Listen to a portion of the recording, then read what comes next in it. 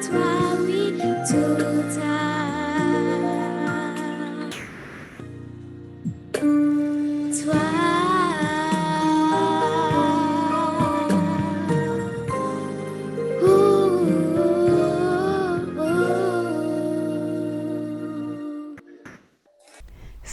Salut, c'est moi, Martine. Comment vas-tu aujourd'hui? As-tu poursuivi la lecture du livre de Daniel? Car il y a dans ce livre de superbes aventures vécues par Daniel, le héros que nous avons choisi pour cette semaine de prière des enfants et des adolescents. Aujourd'hui, voyons comment il s'est comporté dans cette nouvelle histoire. Nous tenterons ensuite d'en tirer des leçons pour nous. Dans cette histoire, tu verras que Daniel s'est retrouvé confronté à une nouvelle difficile qu'il devait annoncer au roi. On peut dire qu'il s'agissait d'une mauvaise nouvelle, une très mauvaise nouvelle qu'il devait annoncer au roi Nebuchadnezzar. Je ne sais pas si tu le sais, mais il y a des gens qui ne supportent pas qu'on leur annonce de mauvaises nouvelles. Je sais, tu me diras que toi aussi, tu n'aimes pas les mauvaises nouvelles. Moi aussi, je n'aime pas les mauvaises nouvelles.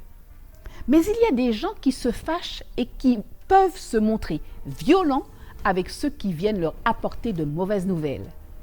La Bible raconte l'histoire d'un messager qui est venu annoncer au roi la mort d'un être cher tué sur le champ de bataille.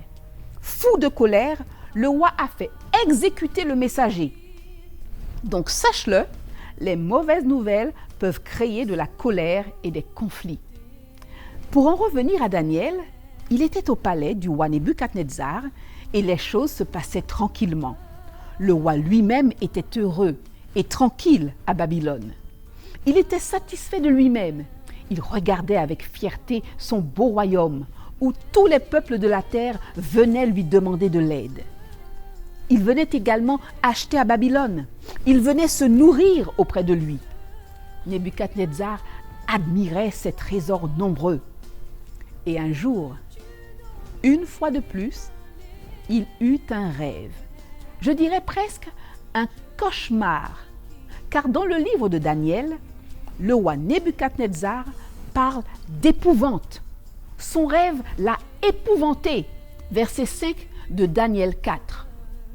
Et bien entendu, le lendemain, il voulut connaître la signification de ce mauvais rêve.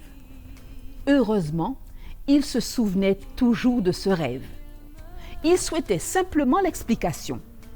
Et comme de bien entendu, une fois de plus, ces magiciens, ces devins, ces astrologues et ces sages ne pouvaient pas l'aider. Aucun ne savait la signification de ce rêve affreux.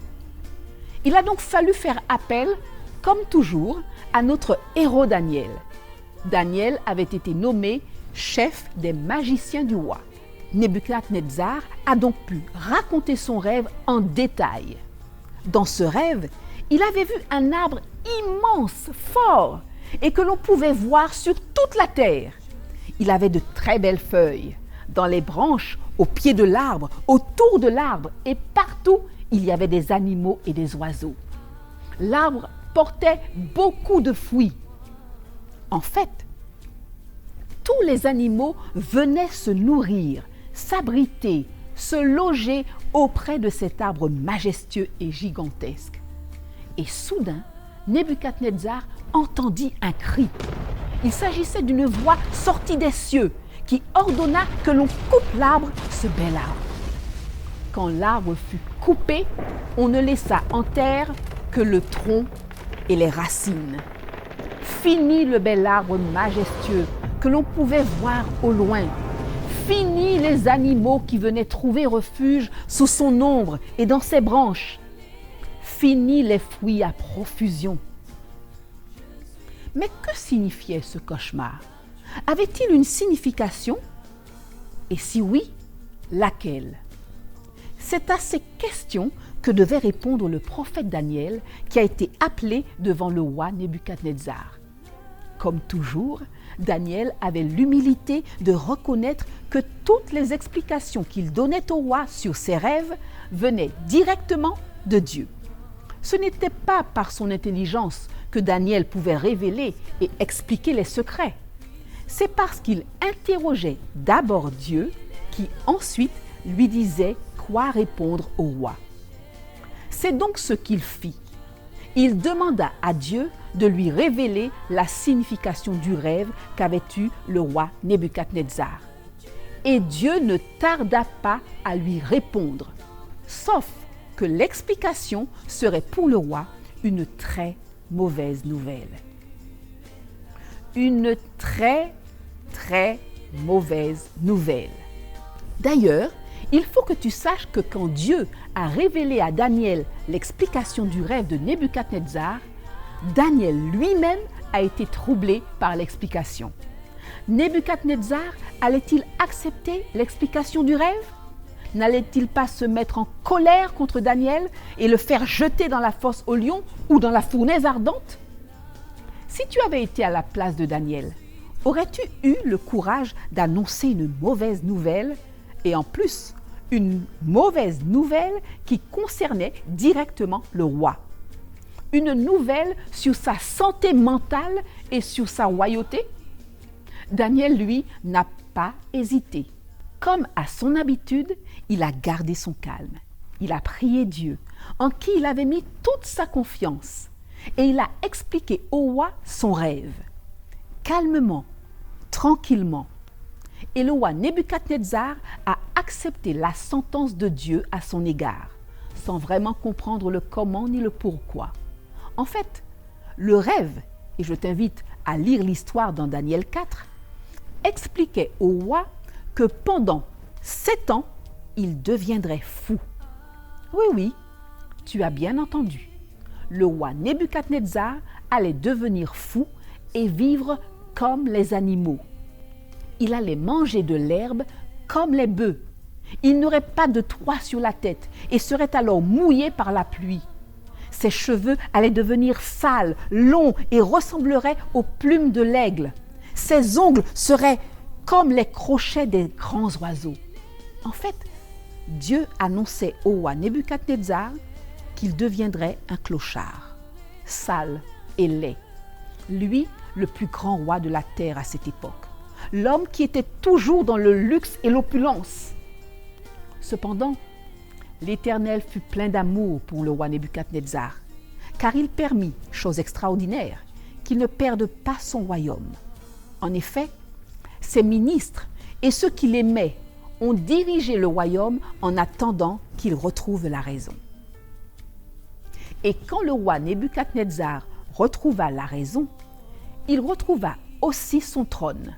Mais surtout, et je dirais enfin, il donna sa vie à Dieu.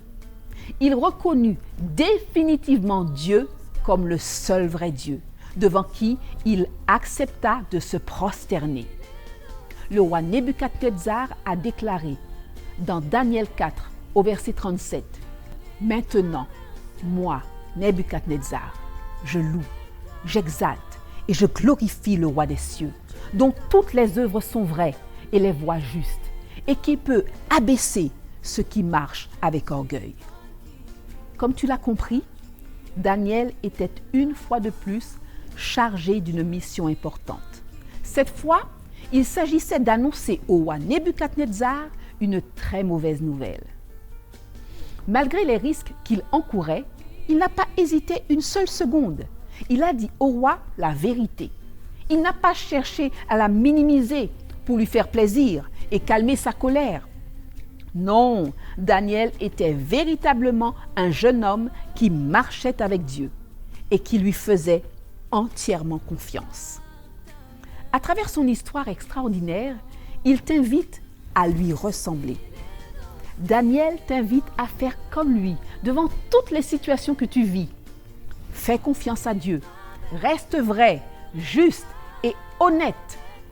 Il y a des gens qui n'aiment pas qu'on leur dise que la fin du monde est proche et qu'ils doivent changer d'attitude, de caractère. Ils veulent croire que le monde continuera ainsi éternellement.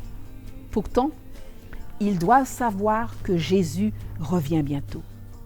Ils doivent savoir qu'il revient chercher tous ceux qui l'attendent et qu'eux aussi peuvent se préparer à le recevoir dans la joie et l'amour. Comme Daniel, nous devons annoncer au monde les nouvelles qui ne sont pas toujours celles qu'ils veulent entendre. Quant à toi, continue de prier, de faire confiance à Dieu et de rester calme. Comme le dit notre texte d'Ésaïe 30 au verset 15, « Car ainsi a parlé le Seigneur, l'Éternel, le Saint d'Israël. C'est dans la tranquillité et le repos que sera votre salut. C'est dans le calme et la confiance que sera votre force. » Maintenant, prions. Père éternel, Père tendre et miséricordieux, nous t'aimons et nous voudrions un jour être avec toi. Nous savons que très bientôt tu reviens. Aussi donne-nous la force, non seulement de nous préparer à ton retour prochain, mais de pouvoir le dire à tous nos amis, à nos camarades, à notre famille, à nos voisins, afin qu'eux aussi puissent se préparer. Donne-nous ce courage, cette force, ton Saint-Esprit. Nous t'avons prié au nom de ton Fils Jésus et pour ta gloire. Amen. Je te souhaite de bien méditer sur notre sujet d'aujourd'hui et prends soin de toi.